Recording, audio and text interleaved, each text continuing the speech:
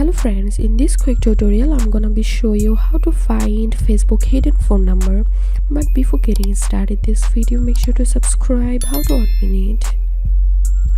As you can see right now, I'm in my friends section, and if I open a friend profile from here, and now if I click on their about section, and now click on contact and basic information, and here you will be able to see their phone number. If their privacy set it as public, then you will be able to see their phone number in this section. But if their privacy is set it as private, then you won't be able to find their contact number in any way.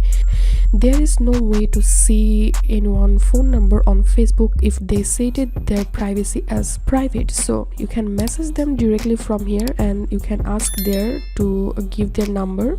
So that's it for now. If you find this video helpful, make sure to subscribe. How to admin it. Thanks for watching this video.